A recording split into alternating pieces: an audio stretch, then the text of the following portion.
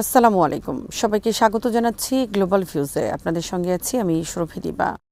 ইরানের পররাষ্ট্রমন্ত্রী Abbas Araghchi বলেছেন, আগামী ৩০ দিন হরমুজ প্রণালীর উপর পূর্ণ নিয়ন্ত্রণ ইরানের হাতেই থাকবে এবং যুক্তরাষ্ট্রের যে কোনো নতুন সামরিক হামলা এই অঞ্চলে ইতোমধ্যে নাজুক পরিস্থিতিকে আরও বিপজ্জনক করে তুলবে। তার এই বক্তব্য এমন এক সময় এসেছে যখন উপসাগরীয় অঞ্চলে উত্তেজনা নতুন করে বৃদ্ধি পেয়েছে।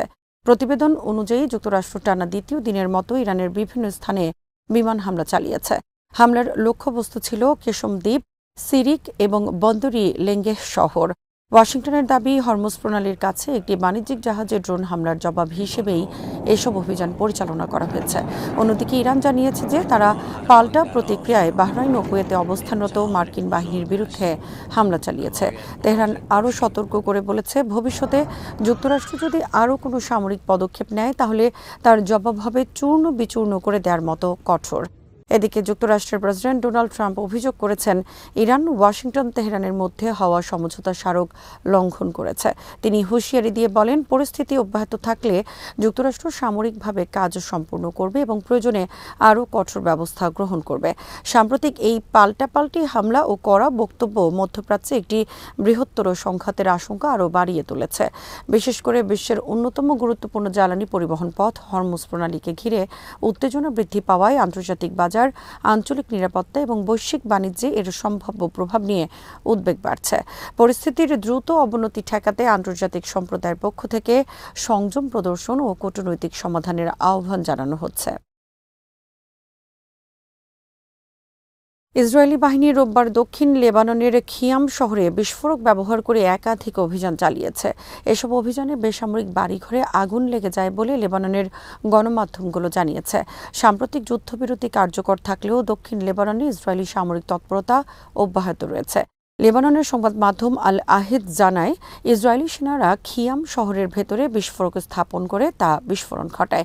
এর ফলে আশপাশের বেশ কয়েকটি আবাসিক ভবনে আগুন ছড়িয়ে পড়ে এবং বেসামরিক সম্পদের ক্ষয়ক্ষতি হয়। তবে এই ঘটনায় হতাহত বা ক্ষয়ক্ষতির পূর্ণাঙ্গ তথ্য তাৎক্ষণিকভাবে প্রকাশ করা হয়নি। এদিকে লেবাননের পূর্বাঞ্চলের বেকা উপত্যকার বালবেক শহর ও আশপাশের এলাকায় ইসরায়েলি ড্রোনকে আকাশে টহল দিতে দেখা গেছে বলে স্থানীয় সূত্র জানিয়েছে। এসব ড্রোনের উপস্থিতিকে সীমান্ত অঞ্চলে ইসরায়েলের নজরদারি ও সামরিক তৎপরতার অংশ হিসেবে দেখা হচ্ছে। অন্যদিকে ইসরায়েলি সামরিক বাহিনী দাবি করেছে যে তারা দক্ষিণ লেবাননের নাবাতি এলাকায় হিজবুল্লাহর একাধিক সদস্য এবং রকেট উৎক্ষেপণ প্ল্যাটফর্মকে লক্ষ্য করে হামলা চালিয়েছে। তাদের দাবি, এসব লক্ষ্যবস্তু হিজবুল্লাহর সামরিক অবকাঠামোর অংশ ছিল। তবে এই দাবির বিষয়ে হিজবুল্লাহর পক্ষ থেকে তাৎক্ষণিক কোনো আনুষ্ঠানিক প্রতিক্রিয়া পাওয়া যায়নি। বিশ্লেষকদের মতে, যুদ্ধবিরতির পরও দক্ষিণ লেবাননে ইসরায়েল ও হিজবুল্লাহকে ঘিরে উত্তেজনা পুরোপুরি কমেনি। সীমান্তবর্তী এলাকায় নিয়মিত ড্রোন উড্ডয়ন, লক্ষ্য ভিত্তিক হামলা এবং বিস্ফোরণের ঘটনায় নতুন করে সংঘাতের আশঙ্কা বাড়ছে। এদিকে খিয়ামে বেসামরিক বাড়িঘরে আগুন লাগার ঘটনায় স্থানীয় বাসিন্দাদের মধ্যে আতঙ্ক ছড়িয়ে পড়েছে।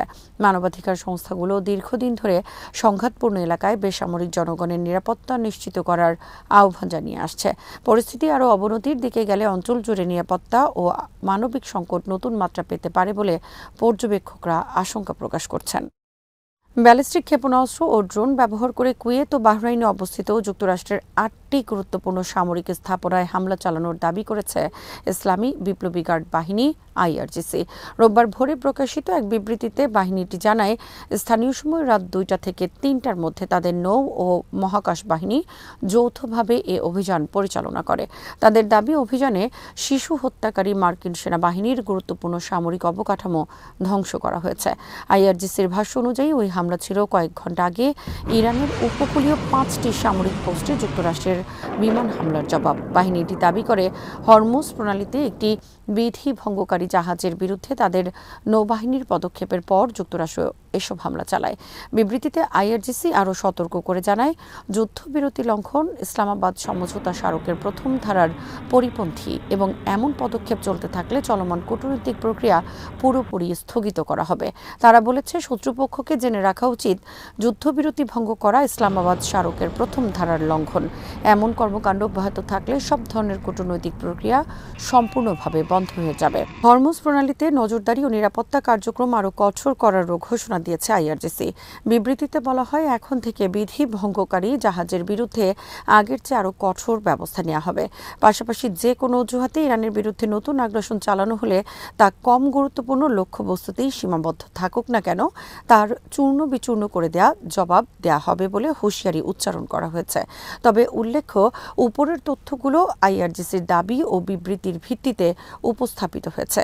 এসব দাবির স্বাধীন বা নিরপেক্ষ যাচাইয়ের তথ্য এখানে অন্তর্ভুক্ত নয়। ইরানের পররাষ্ট্রমন্ত্রী সাইয়েদ আব্বাস আরাকচি বলেছেন, প্রতিবেশী ইরাকের সঙ্গে সব ক্ষেত্রে দ্বিপক্ষীয় সম্পর্ক আরও সম্প্রসারণে তেহরান আন্তরিক ও দৃঢ়প্রতিজ্ঞ। রোববার বাগদাদে ইরাকের পররাষ্ট্রমন্ত্রী ফুয়াদ হুসেইনের সঙ্গে যৌথ সংবাদ সম্মেলনে তিনি এই কথা বলেন।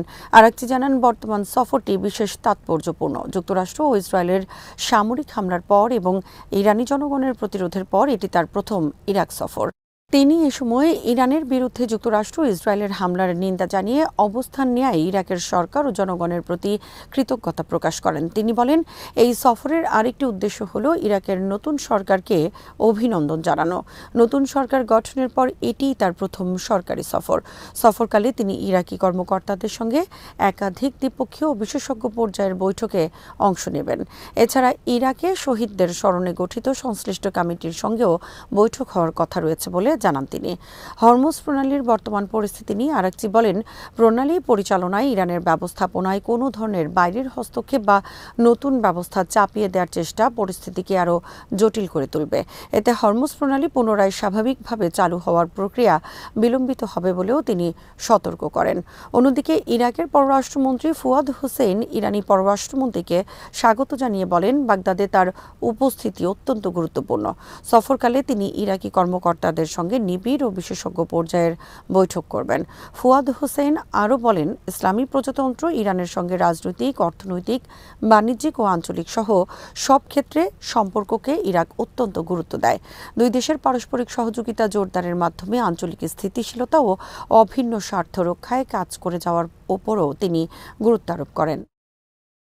ইরানের এক শীর্ষ সামরিক কর্মকর্তা জানিয়েছেন, সাম্প্রতিক সংঘাতে জ্যেষ্ঠ কর্মকর্তা ও অসংখ্য বেসামরিক নাগরিক নিহত হওয়ার পর দেশজুড়ে শোকের আবহে আগামী 4 ও 5 জুলাই রাজধানী তেহরানে শহীদ নেতার বিদায়, জানাজা ও শেষ যাত্রার জন্য ব্যাপক প্রস্তুতি নেওয়া হয়েছে।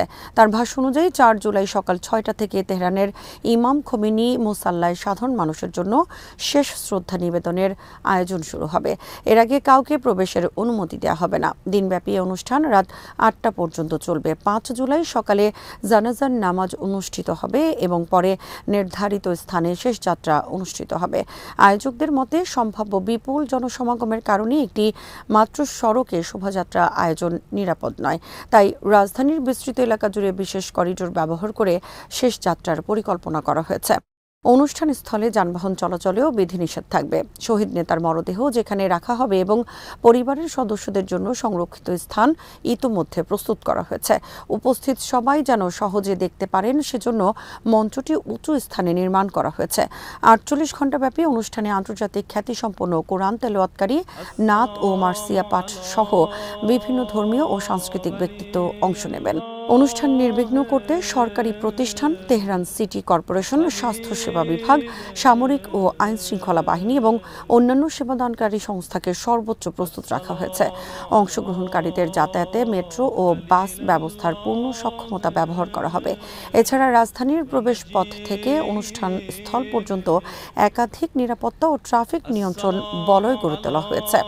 অনুষ্ঠান স্থলের চারপাশের 5টি সেবাকেন্দ্রে বিশুদ্ধ পানি, খাবার, চিকিৎসা, স্যানিটেশন ও নামাজের ব্যবস্থা থাকবে। আয়োজকদের প্রাথমিক ধারণা 1,20,00,000 থেকে 1,50,00,000 মানুষের উপস্থিতি হতে পারে। কিছু মূল্যায়নে এ সংখ্যা 2 কোটিতেও পৌঁছতে পারে। তাই দর্শনার্থীদের শ্রদ্ধা নিবেদন শেষে দ্রুত স্থান ত্যাগ এবং অপ্রয়োজনীয়ভাবে তেহরানে দীর্ঘ সময় অবস্থান না করার আহ্বান জানানো হয়েছে।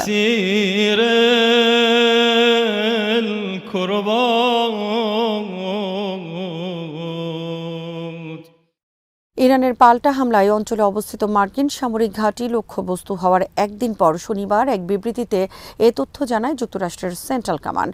সেন্টকমের দাবি, তারা ইরানের সামরিক নজরদারি অবকাঠামো, যোগাযোগ ব্যবস্থা, বিমান প্রতিরক্ষা স্থাপনা, ড্রোন সংরক্ষণাগার এবং মাইন পেতে সক্ষম নৌ সামর্থ্য লক্ষ্য করে হামলা চালিয়েছে। মার্কিন বাহিনীর ভাষ্য অনুযায়ী একটি বাণিজ্যিক তেলবাহী জাহাজকে লক্ষ্য করে সংঘটিত ঘটনার প্রতিক্রিয়ায় এই অভিযান পরিচালনা করা হয়েছে।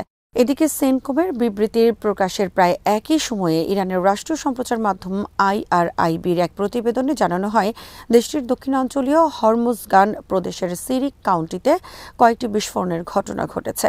একটি সামরিক সূত্র জানায়, তাহরুই গ্রাম সংলগ্ন একটি টেলিযোগাযোগ টাওয়ারে একাধিক ক্ষেপণাস্ত্র বা প্রজেক্টাইল আঘাত হানায় এসব বিস্ফোরণ ঘটে। আজ এখানে শেষ করছি। সবাই ভালো থাকুন, সুস্থ থাকুন আর দেখতে থাকুন বিডি নিউজ। চ্যানেলটি ভালো লাগলে সাবস্ক্রাইব করুন। আল্লাহ হাফেজ।